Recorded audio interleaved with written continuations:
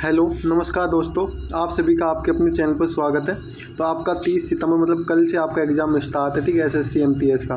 तो हम बताएंगे आज आपको जो आपका एसएससी एमटीएस का एग्ज़ाम है, आपको पेपर को कैसे अटैम्प्ट करना है, ठीक है, आपका सेफ स्कोर क्या हो सकता है और आपको क्या गलती नहीं करनी है, ठीक है, वो सभी हम आज की क्लास में आपको बताने वाले हैं। तो क्लास को अंत तक देखना है। तो सबसे पहले हम आपको एक बार एग्ज़ाम पैटर्न का एनालाइज करवा देते हैं। देखो आपके पास देखो एग्ज़ाम पैटर्न में क्या आएगा, मैथ में आएंगे 20 क्वेश्चन जो कि 7 नंबर के आएंगे, ठीक है। इसी प्रकार से रीजनिंग में भी 20 क्वेश्चन आएंगे और ये आपका सेशन 1 होने वाला है। कौन सा सेशन 1 होगा ये आपका, इसमें आपको 45 मिनट मिलेगी, ठीक है। इसको सिर्फ आपको क्वालिफिकेशन करना है, यानी क्वालिफाई करना है। जो ये आपको सेशन 1 है इसको क्वालिफाई करना है, इसके आधार पर आपकी मेरिट नहीं बनती, आपको पता होगा, वैसे मैं आपको फिर से बता दिया है, ठीक है।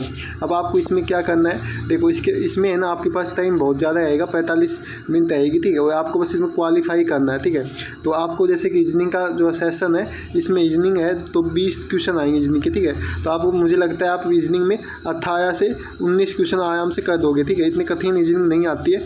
मैथ की बात हुई तो मैथ में आप अगर कम से कम कितने 10 क्वेश्चन भी करते हो तो आप क्वालिफाई हो जाओगे। तो कम से कम आपको कितना क्वेश्चन करके आना है, कम से कम 40 में से यानी 25 से या 30 करना है, 25 या 30 क्वेश्चन आपको अटैम्प्ट करने हैं, तो आपका जो ये क्वालिफाई हो जाएगा। एक और बात है जो आपका ये होगा, जैसे कि मान लो जो आपका जो सेशन 1 का एग्ज़ाम होगा उसके तुरंत बाद, मतलब पहले ये सेशन 1 का एग्ज़ाम होगा, उसके तुरंत बाद आपका सेशन 2 का एग्ज़ाम के लिए आपको वहीं पर बैठाया रखेंगे, यानी आपको कहीं जाने नहीं देंगे।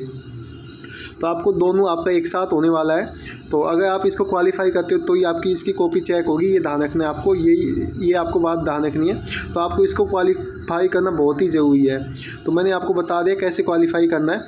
जो आपकी मैथ और रीजनिंग है, ठीक है, ये आएगी तो आपको रीजनिंग एकदम ईजी आएगी और मैथ भी इतनी यानी हार्ड नहीं आती, यानी 10th लेवल की आपको पता है आते हैं, तो इतना हार्ड आपका नहीं आएगा। तो आपको कम से कम इसमें 25 से 30 क्वेश्चन करके आने, कितने 25 से 30 क्वेश्चन आपको करके आने हैं सभी को, ठीक है।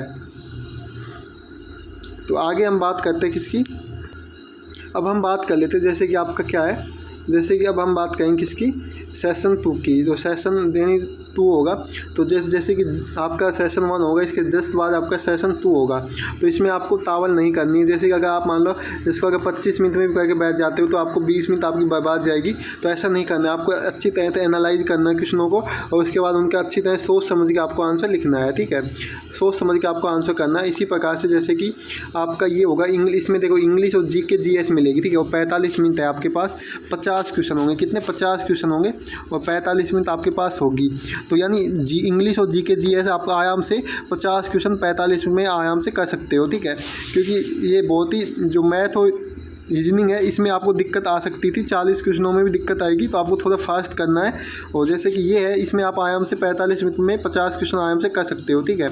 अब हम बात कर लेते हैं जैसे कि ये आपका 3 नंबर का होगा, जैसे कि एक क्वेश्चन 3 नंबर का होने वाला है, 75 मार्क्स का दोनों होने वाले हैं, ठीक है। तो अब हम थोड़ी आगे बात करते हैं कि कैसे कैसे आप आगे आपको कैसे कैसे करना है। तो सबसे पहले मैं आपको बता देता हूँ जो है ना, जैसे कि आपको कैसे अटैम्प्ट करना है एग्ज़ाम को।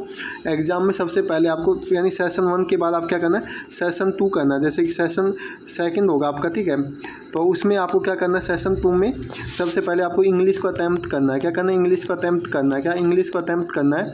अब मान लो जैसे कि आपको इंग्लिश में कितने 15 क्वेश्चन आते हैं, ठीक है, इसी जैसे कि इंग्लिश में आपको 15 या 20 क्वेश्चन आपको आते हैं, ठीक है। और अगर जीके की बात करें तो आपको जीके में कितने क्वेश्चन आ जाते हैं, जीके में आपको आ जाते हैं 25 में से अगर आपको जीके में कितने आ जाते हैं, 15 क्वेश्चन जीके में आ जाते हैं। देखो इसमें 20 मान लो, ठीक है, इसमें 20 आ गए तो 15 और 20 35 हो गए, ठीक है। एक क्वेश्चन 3 नंबर का तो आपको ये कितने का हो जाएगा, 105 के हो जाएंगे, ठीक है। तो अब इसमें तो इतने में तो नंबर आएगा नहीं आपका। तो अब आपको क्या करना है, जैसे कि मान लो पहले आपने 20 क्वेश्चन किए थे, जैसे कि इंग्लिश के कितने क्वेश्चन किए हैं, 20 किए हैं। तो आपको जैसे कि उसके बाद जो 5 क्वेश्चन हैं उनको सबसे पहले सोल्व करने की कोशिश करनी है, ठीक है। जैसे कि हम इसको सोल्व कैसे करना, आपको जो इनकी लैंग्वेज है, अगर आपको इंग्लिश में लैंग्वेज समझ में नहीं आती है, क्या इंग्लिश में अगर लैंग्वेज समझ में नहीं आती है तो आपको क्या करना है, सबसे पहले आपको क्वेश्चन को अच्छी तरह से पढ़ना है। उसके बाद जो उसके ऑप्शन होते हैं, क्या उसके ऑप्शन होते हैं, ठीक है, उनको आपको यानी हटाना है। जैसे कि 4 ऑप्शन होते हैं, आपको दिए करके उनको 4 में से दिए आंसर निकालना है। अगर इस तरह से आप ऑप्शन में से आंसर निकालते हो तो आपका 19% चांस होता है कि आपका आंसर सही निकलता है, ठीक है। अब इस प्रकार से आप कितने क्वेश्चन कर लोगे, इस प्रकार से आप 5 क्वेश्चन और कर लोगे, ठीक है। तो जैसे कि 20 क्वेश्चन वो थे +5, कितने हो गए 25 क्वेश्चन इंग्लिश के सही हो गए।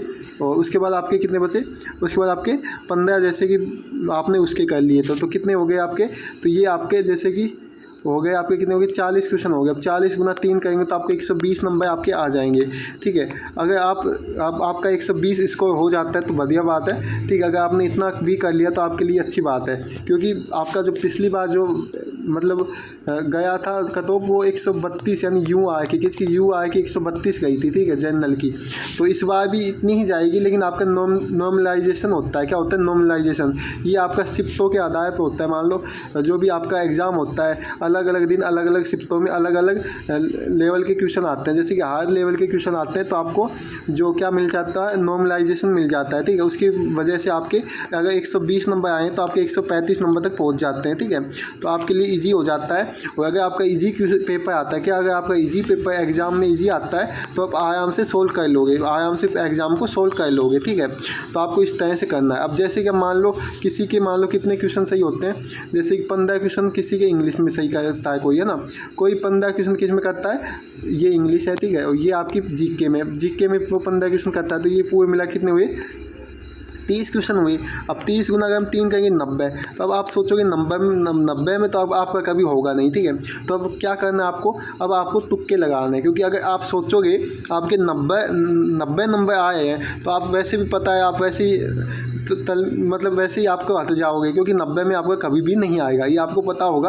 अब आपको क्या करना है, जैसे कि इंग्लिश है। ठीक है, आपने 15 क्वेश्चन किए इंग्लिश के, तो सबसे पहले इंग्लिश को मैंने आपको बताया ऑप्शन से आपको हल करने और 10 क्वेश्चन यानी करने की कोशिश करनी है। इसमें तो आपको कुछ भी करके इंग्लिश में तो 25 क्वेश्चन करके आने हैं। ठीक है, तो इसके बाद हम देखते हैं जैसे कि आपकी जीके जीएस है। ठीक है, जीके जीएस में भी आपको थोड़े तुक्के लगाने हैं, क्योंकि आपका नंबर वैसे बैठेगा नहीं, तो आपको खुद को भी पता लग गया होगा।